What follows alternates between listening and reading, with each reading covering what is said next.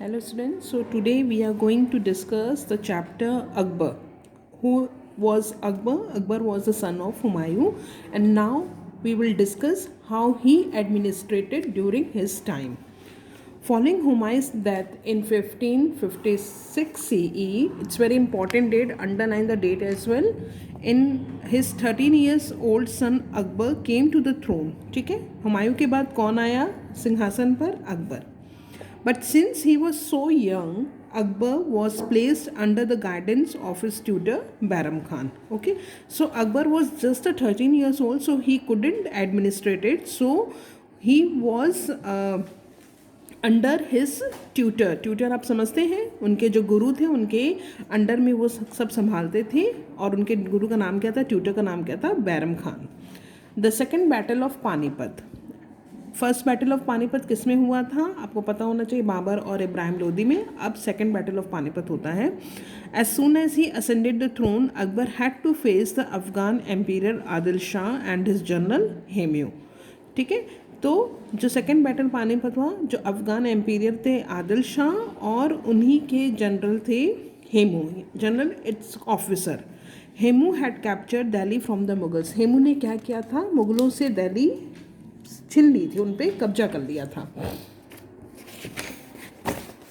Bairam Khan led the Mughal forces against Hemu. ठीक है, और बैरम खान ने क्या किया, led the Mughal forces against Hemu. Hemu के विरोध उसने क्या किया, युद्ध का ऐलान कर दिया. The two armies met at Panipat. तो दोनों आर्मीज यानी कौन कौन, मुगल एंड हेमू की जो आर्मी थी वो दोनों कहाँ पे मिले आपस में, पानीपत में. और किसके लिए, युद्ध के लिए.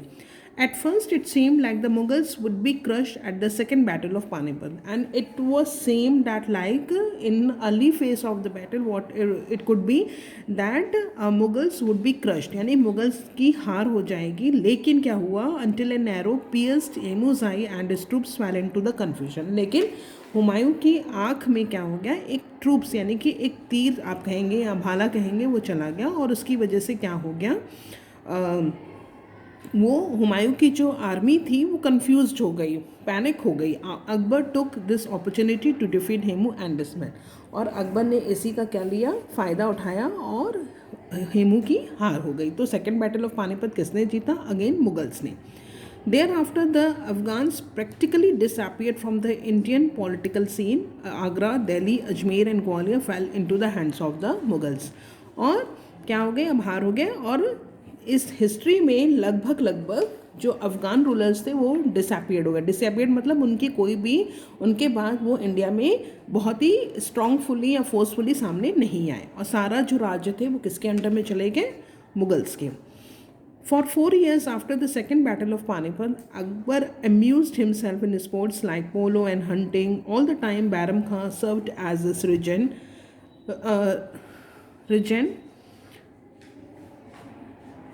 Regent क्या होता है, one who rules during the absence of the country's ruler और when the ruler is too young. अब क्या होता है कि स्टार्टिंग में क्या था, आफ्टर बैटल ऑफ पानीपत के अकबर अब बिजी थे किस में, ओनली स्पोर्ट्स में. और सारा राज्यभार कौन संभालता था, उनके रिजेंट आपने अभी बताया कौन होता है, अगर जो रूलर है, जो मेन रूलर है, अगर वो बहुत छोटा है, बहुत यंग है, तो कोई एक ऑफिसर, उसको रिजेंट बोला जाएगा, और वो सारा राजकाज संभालेगा. तो कौन संभालता था, Bairam Khan. As Akbar grew older, he felt the need to take great control over the administration of his empire. लेकिन जब अकबर को पता चल, अकबर जब बड़ा हुआ तो उनको लगा कि नहीं, now he could handle his own empire. So he dismissed Bairam Khan from his service and assumed all the authority himself. So he just retired Bairam Khan from his duty, and he controlled all over his authority. Bairam Khan was murdered while on a pilgrimage to Mecca. और ऐसा कहा जाता है कि जो बैरम खान थे जब वो मेका की यात्रा के लिए गए तो in midway he was murdered. Akbar however was very kind to Bairam Khan son Rahim, who went on to become a famous Hindi poet in Akbar's court. लेकिन अकबर जो थे, वो जो बैरम खान की फैमिली थी, स्पेशली रहीम जो उनके बेटे थे, उनको बहुत अच्छे से ट्रीट किया, and he became a famous poet in Hindi. So that's all for the today, and we'll discuss the rest part in next session. Thank you.